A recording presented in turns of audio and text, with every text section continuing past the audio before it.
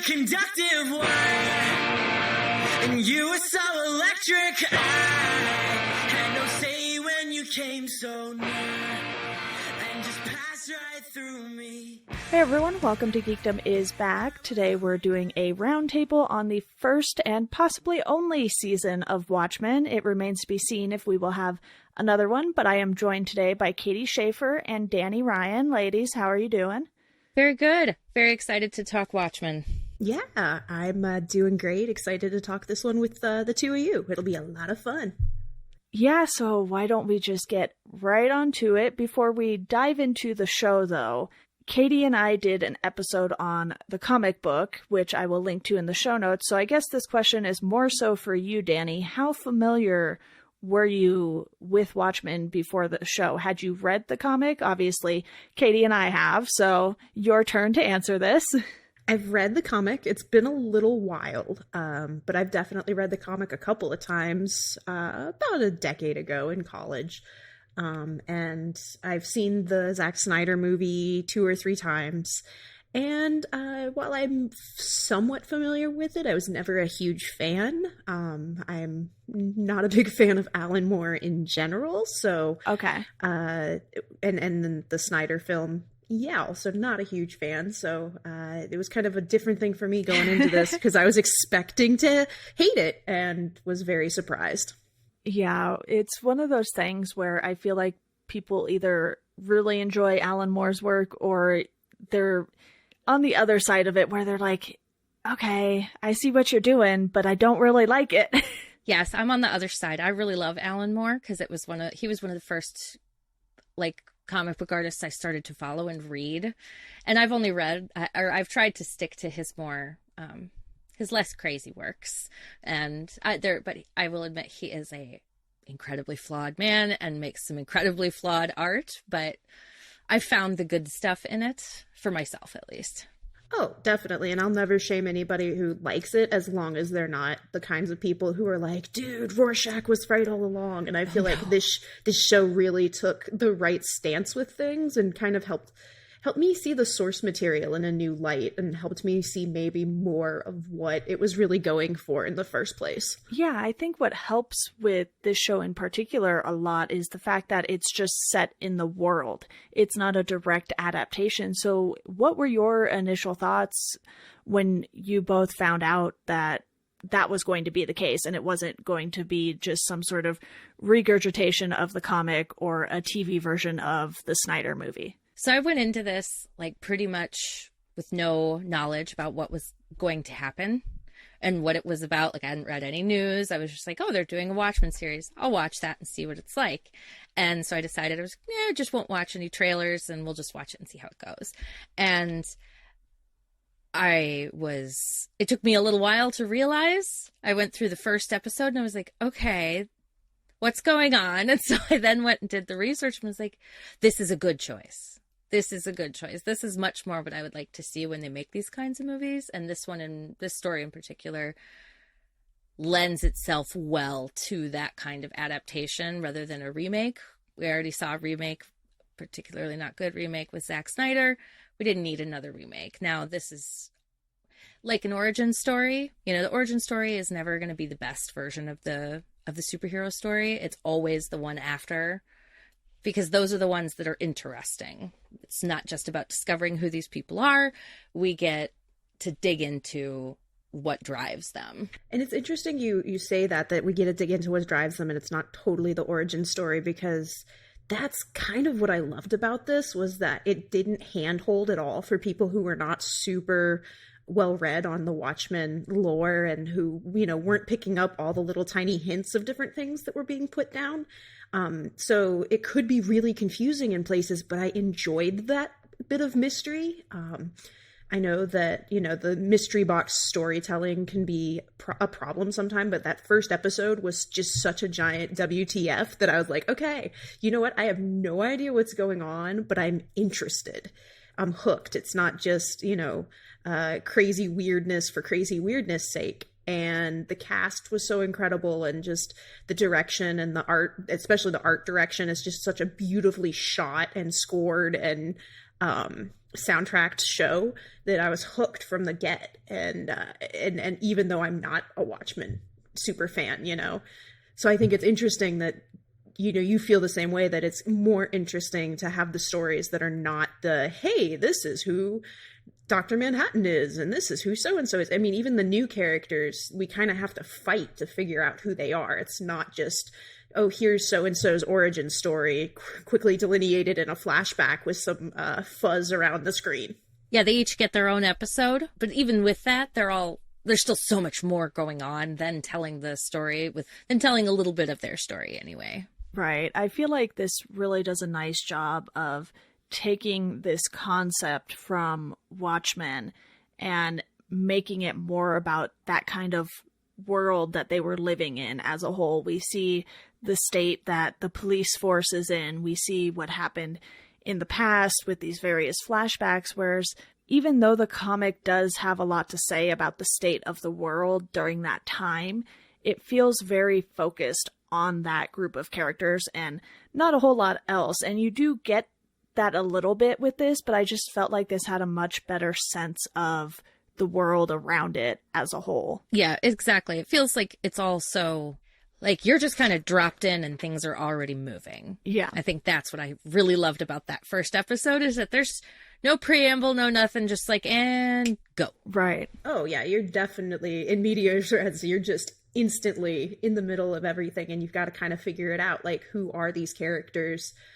Who are they in relation to what I already know from the comics? And anytime I figured out like a little tiny thing, I would get super excited and text my friends, and I'd be like, oh my gosh, I figured out what's going on with, you know, who this Laurie Blake is and the comedian and this. I was so excited. And they were like, oh, you figured it out. Only like, that's so cute. But it was a lot of fun to try and figure it out and to actually really engage with this world, because like you said, the world building is incredible. One of my favorite little pieces of world building is the telephones where you can call Dr. Manhattan, yes, on Mars, quote unquote, and talk to him, and just the way that they're designed and the fact that they exist. Those little tiny pieces of world building are what really kept me hooked after the initial WTF wore off. It made it so much fun, even though the story itself was not a fun one by any means. You know, there's a lot of struggle. There are a lot of dark things that they're touching on in this season. And Danny, you brought up the cast briefly earlier, so that leads me to my next question. Was this cast good, or was this cast good? This cast was amazing. I mean, I don't know, the choices with who they made to represent the characters, to like Regina King in particular, like she is the driving force behind this show. Yes. And it's delightful. Like I was like, I'm going to watch this whole show just because she's in it, because I really like her as an actress, and getting to see her just be this incredibly complicated character and owning it so thoroughly was just a delight. Regina King, we stand Regina King. Yes. Yes. She's incredible in this. Angela Abar is such a complicated character, and not a complex character like, oh, she has a tortured past or this or this. I mean, yeah, there's some of that because it's a superhero show, whether, you know, no matter how you dress it, there's going to be some of the tropes, but she's allowed to be flawed. Like, there are moments where I watch what she's doing and I'm like, I don't know if I'd have gone that route, hun, but I'm so interested in her story and I'm so able to empathize with her that it doesn't matter.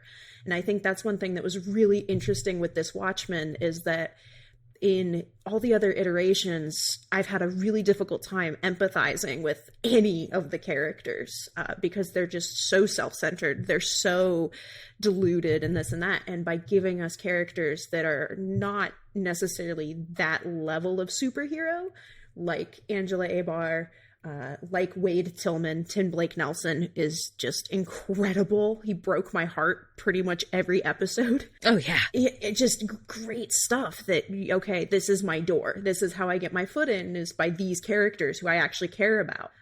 Jean Smart as Laurie Blake. oh my goodness. Shout out to Laurie Blake being my favorite character in the show, because she's just absolutely amazing. And again, another very flawed female lead who's strong as anything and tough as nails. Love her. There are so many more characters to enjoy in this than I found to enjoy in the comic, because when Katie and I discussed the comic, we were like, man, very, very few people in this are actually remotely likable.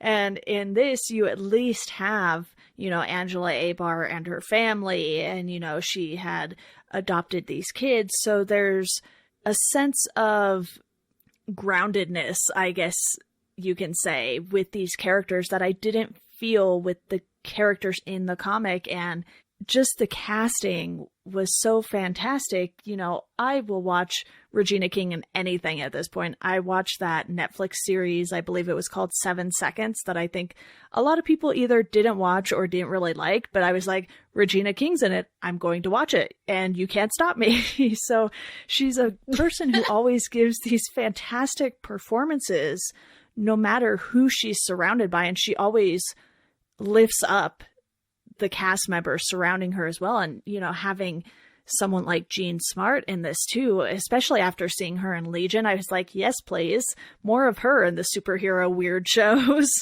Well, and too, with both I think the casting and the writing, I think it's interesting that they've made, you noted how it's not quite as wild and as cynical, I think, as both Alan Moore and Zack Snyder's Watchmen. I think both of those are deeply, deeply cynical takes on humanity and morality. And I feel like this is a little bit less cynical, because even the quote unquote villains have moments where we completely, if we can't, agree with their motivations, we at least understand them. And I think Jeremy Irons is so incredible as Ozymandias, and Hong Chow as Lady True, because they're ultimately the villains, but I found myself occasionally being like, oh, I feel like I just want to give you a hug. You just needed a hug when you were little.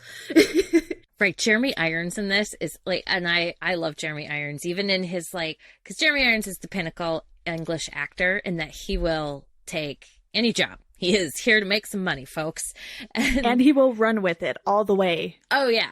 Oh, that scenery is going to be entirely consumed by the end of his performance. Don't worry. And in this, like, he brings it all as he usually does, but he also, he feels like such a natural progression of the character from the comics. Because really we only get 2 from the original comics that kind of carry the story on, and both of them do an amazing job. But Jeremy Irons he makes you hate him, and yet still kind of, like you said, Danny, like, I just kind of want to give you a little hug though, you're just so sad. I just stop doing that. But then he's just such an asshole at times that it's like the characters in this are so complex, and that is entirely due to the actor's ability to perform this script, because the script is great, but without good actors you would not have what the show is. Oh, exactly. Like Lady True, Hong Chow, like there's these little moments where she's being funny, where she says these little one-liners or these little quips, and it's the way that she portrays that non-verbally, like she kind of smiles to herself, or she just very slyly like looks away or something like that, that she knows she's funny. And it's like that little moment where her awareness of self and her confidence show through is really, really what makes her more interesting than your average, power hungry character. With her, it's not that she's power hungry, it's that she actually thinks she's best for the job. Like Ozymandias did. Exactly. And it's so brilliant. And with the eventual reveal of who she is, you're just like, well, duh. That's brilliant. One of the things, too, is the fact that all of these new characters had something interesting about them that makes you pay attention whenever they're on screen. You're like, oh, this character just popped up? Okay, let me stop everything. No multitasking during this show, because I need to know who these characters are at their core. And I think without good writing, that's something that would have fallen flat. And another thing that might have fallen flat too are the callbacks to the original. Do you feel like those callbacks worked well for you? Oh, yes. I think that was going to be a delicate dance. This entire production was a delicate dance to make it come out right. And I think they chose well, because Ozymandias, we don't get a whole lot of him in the original comic. And so it's quite satisfying to see what the very lows he's fallen to, despite his rich, crazy house. And then Laurie, who is kind of the heart of the comic book. You know, she has probably the most consistent moral structure and is the most innocent through the whole thing. And I think that was to show her, like, well, this is what happens when you experience such a horrifically world traumatizing event like happens at the end of Watchmen. You know, this is what you become. And she does, you know, as we said, like, she's so good in the role, and it really works well. And both of them kind of add a little continuity to it without being overwhelming, because it would have been overwhelming. Oh yeah, if we had like an actual Rorschach show up, you know, character, it would have been bad, because I don't think there's a way to do that character with this story and make it work. Right. Well, and he dies at the end of Watchmen, so it would have been like a horrific, like, what are we doing here? But I thought what they did with that worked, right? What do you think? Oh, absolutely. Making into the clan essentially was hilarious to me. Yeah. Such a refutation of his character in the comic. Yeah, that's like, I'm like, I bet Alan Moore is so mad right now that he can't even handle it.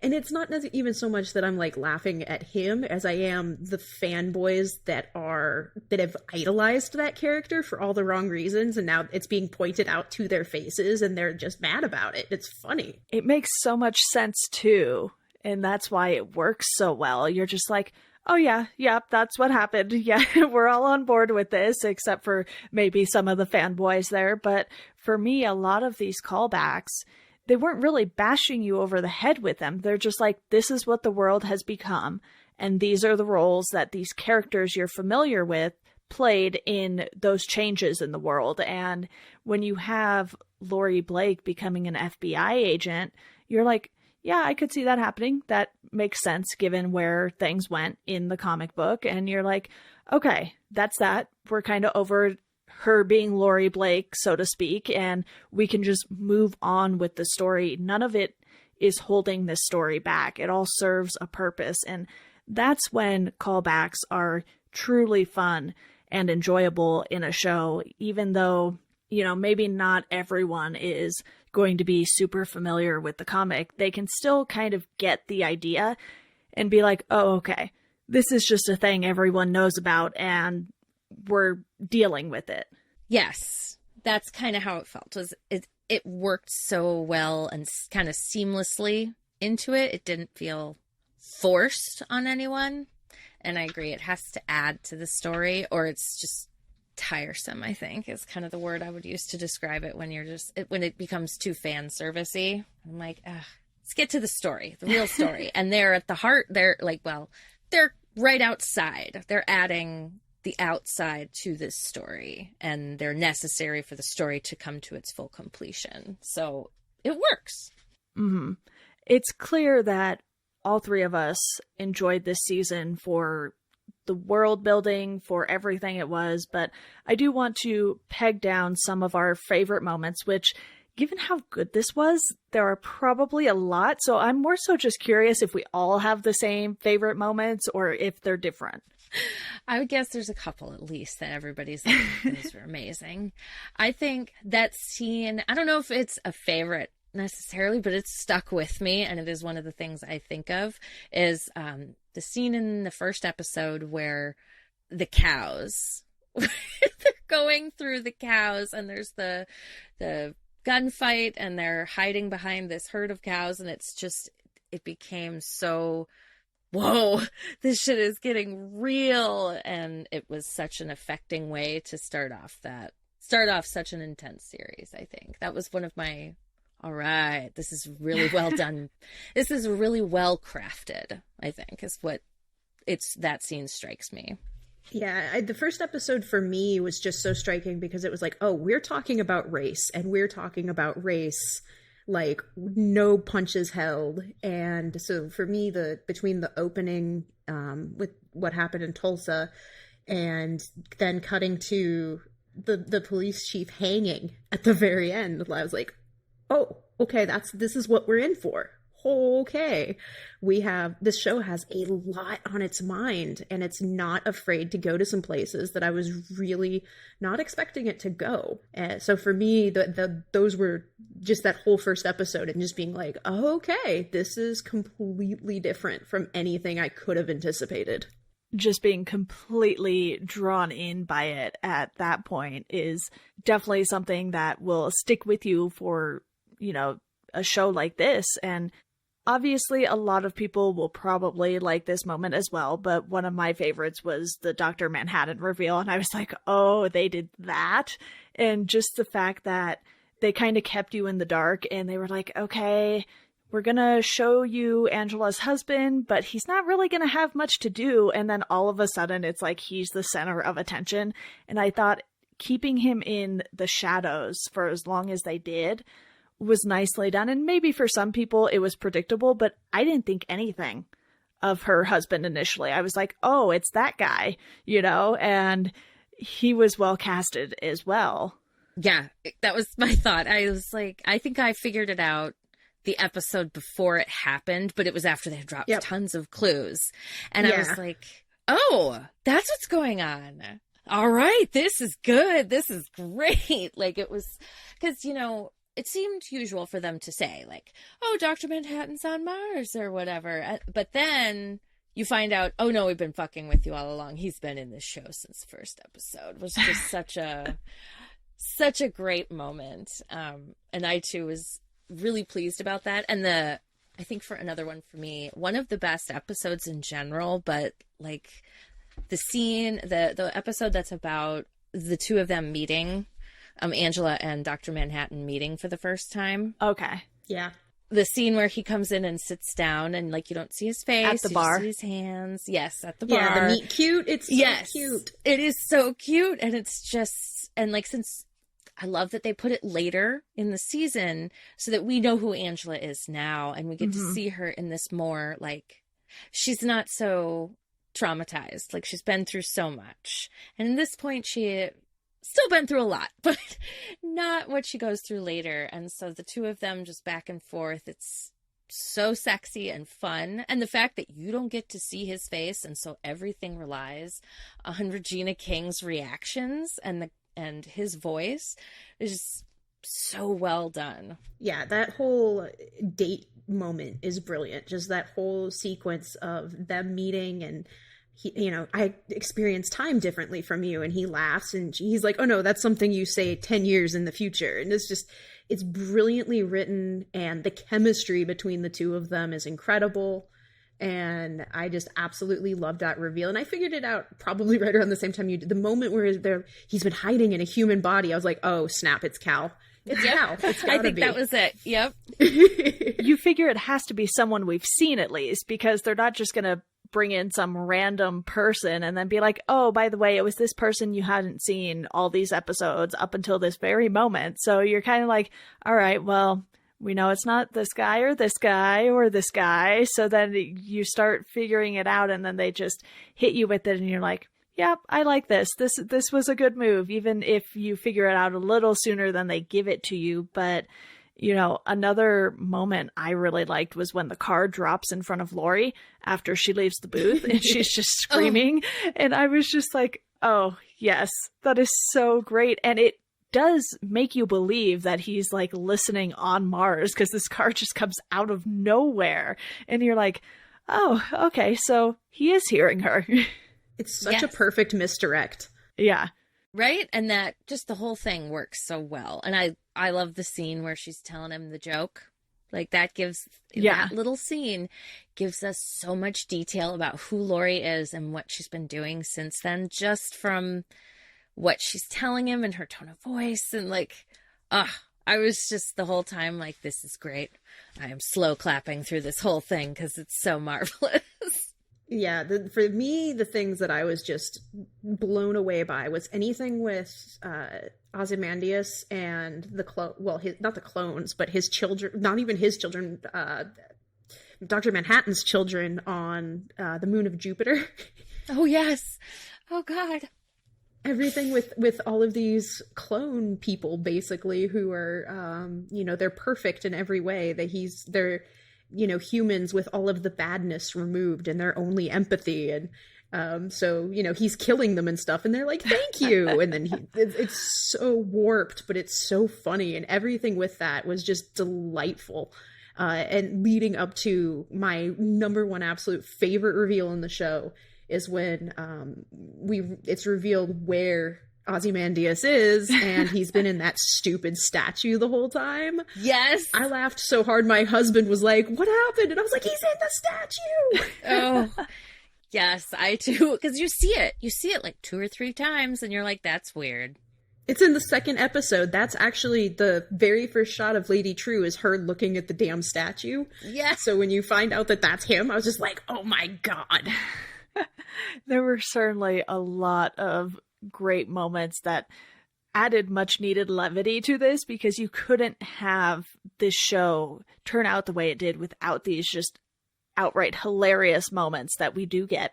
They got the perfect balance with all of the feelings that they wanted you to feel with this. And, I personally don't have really any super nitpicky things to say about the show or any least favorite moments, really. Is that the case for you two as well? I think there was my biggest nitpick with this, which before I share that, I have to tell you one more favorite moment was Lube Guy. Do you guys remember Lube Guy? Justice for Lube Guy. I was like, did he just spray himself with lube? What the fuck? And then we never see him again. He's just gone. I loved that. That was a moment of pure delight in a show that is otherwise doesn't have a whole lot of delight in it, and it perfectly sets off the scene. But anyway, so the thing that if anything bothered me in watching this was a problem I have with Dr. Manhattan as a character in general, which is that he's always telling you about how he sees time differently, and it's like, I know. I've known you for a while, dude. You don't need to tell me every day. And I feel like that would get so irritating. But it's also, like, I know that it's part of the character, but it becomes, after a while, it was like, yeah, shut up, dude. Let's continue on with the story. Yeah. Yeah, I would agree with that. That when he's like, I understand time, because he keeps doing it. Like the first 2 or 3 times, I'm like, okay, I get it. But like when he keeps doing it to people he knows, you're like, no, you've told them this already. Can't you go back and experience that right now so you stop doing this? Right, to the point where Angela's like, I know, honey. I know. Come on now. We've been dating You're like God, 3 years. but your memory, come on. Yeah, exactly. You're experiencing time badly is all I'm saying. Yeah, it's like one of your uncles who's done way too much LSD, and they're like, did I tell you about... Yes, you did. Thank you. I know that. Thank you, sir. Thank you for telling me that we only have 10 years together and it's going to end in tragedy. Thanks for the reminder. Oh, right. Good job.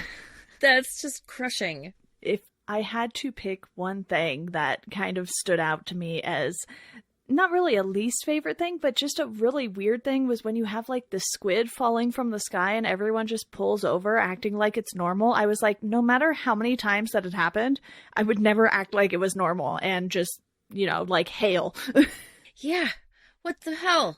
I too was like, I feel like I'd be pretty upset by that. And then when you find out later that like it happens, but it happens very randomly, that's like, well, I feel like people wouldn't get used to it. It can't be that like squid comes, every spring we get some squid falling from the sky. Just there'd be a whole industry around that. Like you'd have your squid sweepers, and then there'd be people like trying to go get them and make calamari. Like there could be a whole sky squid industry. Yes, there really could be. But that covers it as far as direct questions I wanted to ask both of you. So I'm going to go ahead and open it up to you two, and we can just have an open discussion about anything else on the show, Katie? Anything you want to bring up? Okay, so yes, Get of course ready. there is. So I think, like you brought up earlier, Danny, I think that how they handle race in the show, and we are 3 white women, so excuse us because we're probably going to fail at some point here. I think it handles itself so well, and I love the Hooded Justice. The Hooded Justice timeline that we get, and the reveal that, like, this story is to a certain extent all about Hooded Justice, a character who gets very little time in the Watchmen. He's very much a background character, and I thought that part of it, that was the deepest reason why I enjoyed the show, was the relationship between, you know, him and his granddaughter, and the incredibly different world that they live in regarding race. And like, I think that is such a great extension of the comic book, because the thing that's really interesting about the comic book is that, you know, it's set in the world that is ours up until the point of the superheroes, and then everything splits off and it's like a split timeline. And this is this timeline stretched off even further, and I think that was such a great area to focus on. And I was very, like, at the end, I felt very satisfied with how they addressed those issues. I agree. I thought that it was a really interesting way to tackle it, because I mean, the original, you know, Watchmen is who watches the Watchmen. That's basically it.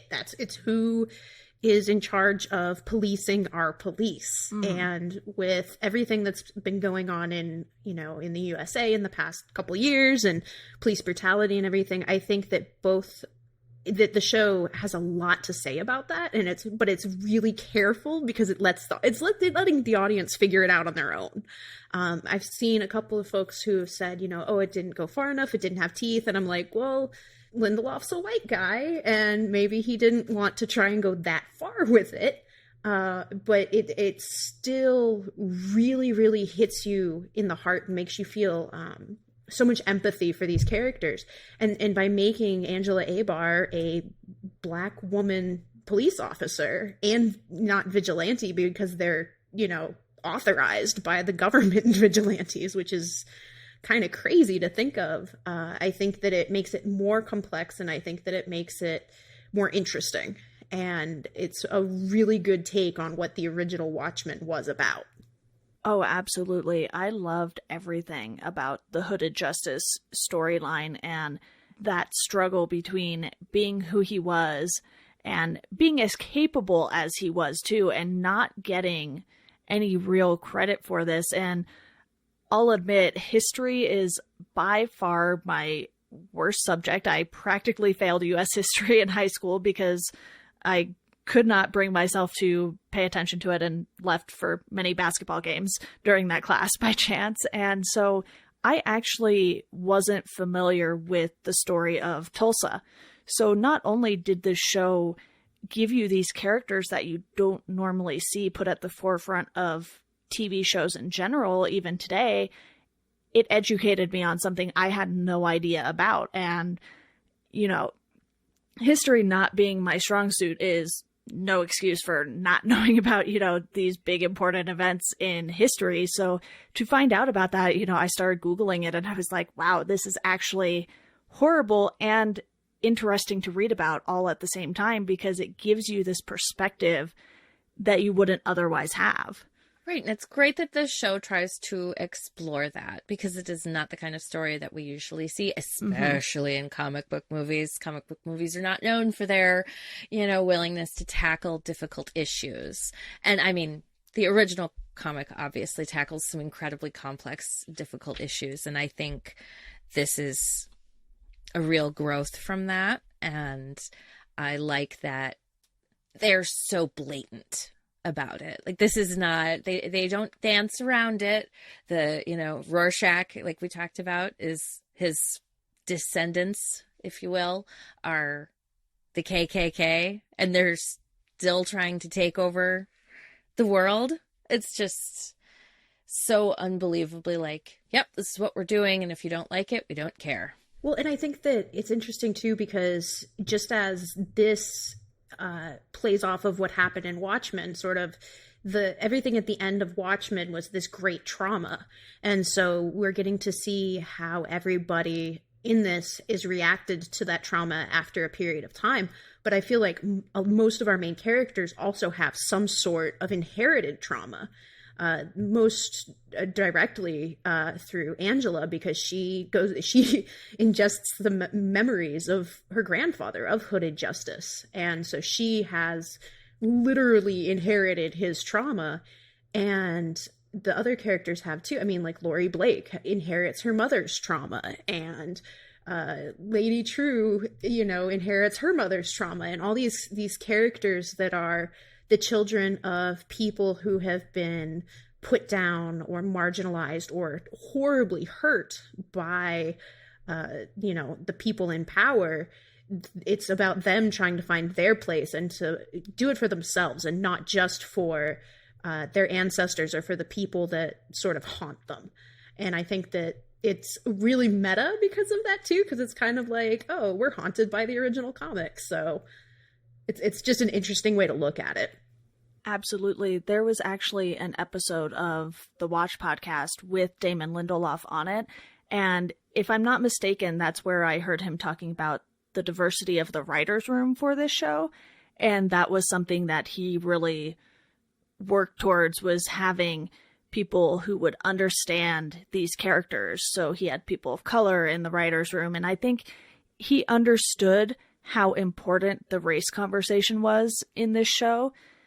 And he really wanted to make sure those voices were heard. And I just think that worked out so well. And, hopefully one day we will get to the point where people are just like, oh, hey, there's this other person. They're not exactly like me, but that's fine. And, in the age of the internet, who knows when or if that will happen. But shows like this make us want to believe that that's something a lot of us still want to work towards. And I know that's certainly the case for everyone here. Yes, I agree. I think that this is such a big step forward, I think, with this show, because of having because I don't think you couldn't have made, this show would not have come out if they hadn't had that diverse writer's room, because there's obviously so many different perspectives and so much realism mixed in with our fantasy. And that's, I think, why it works so well.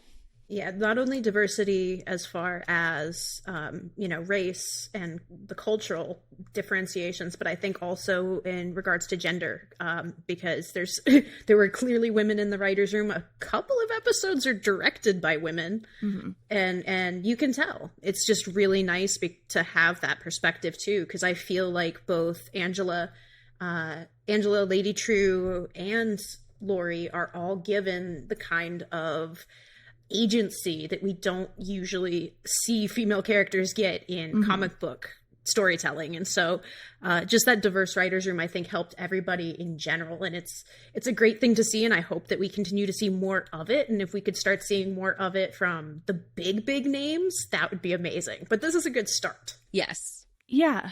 I think Watchmen, even though it's not, Iron Man, Spider-Man, Batman, even Wonder Woman, I think it's familiar enough for a lot of people in the superhero comic book realm that it's going to get a lot of people's attention. And even though it's an HBO show, which I understand not everyone has the means to watch something on HBO and subscribe to that every month just to be able to watch their shows, I think just the discourse that people are having about the show online and talking about it so much, because every week that this show had an episode on, my Twitter feed blew up with talk about Watchmen, and you could see it happening on other places, even Instagram. It was pretty popular on there with people posting images. I know I certainly was, because I was like, this is amazing. And it was just one of those shows that hit so hard when that first episode aired. You're like,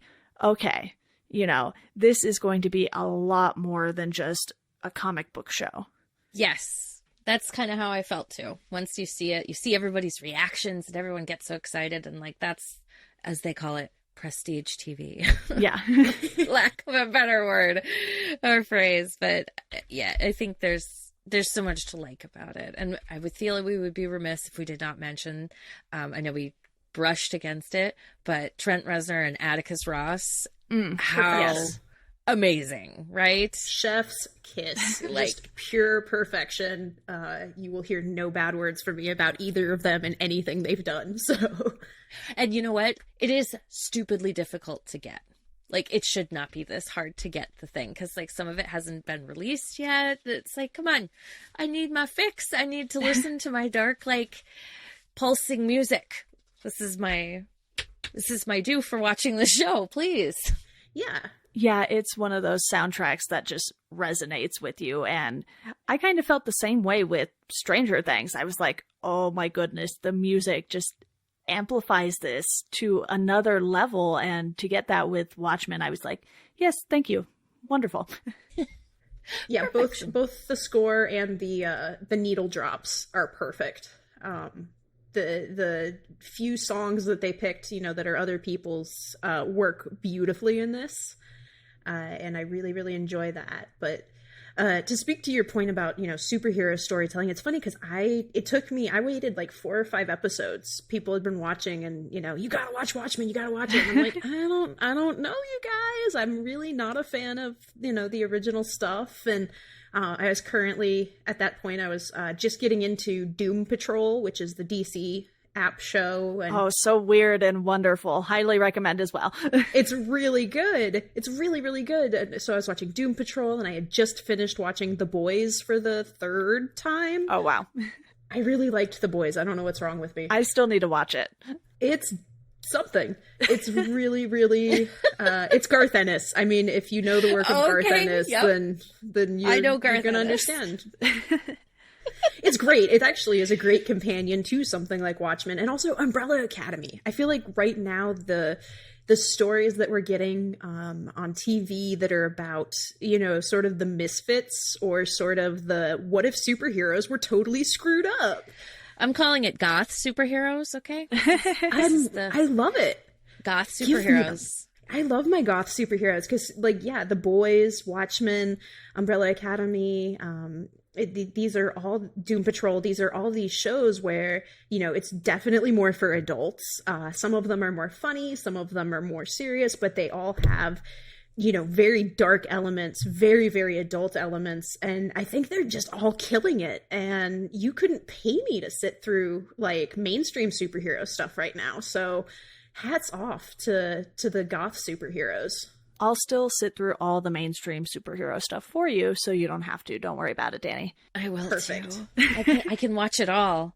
I can You enjoy can give it me all. the feedback. That's fine. I'll just be over here in Hot Topic Edgelord Corner.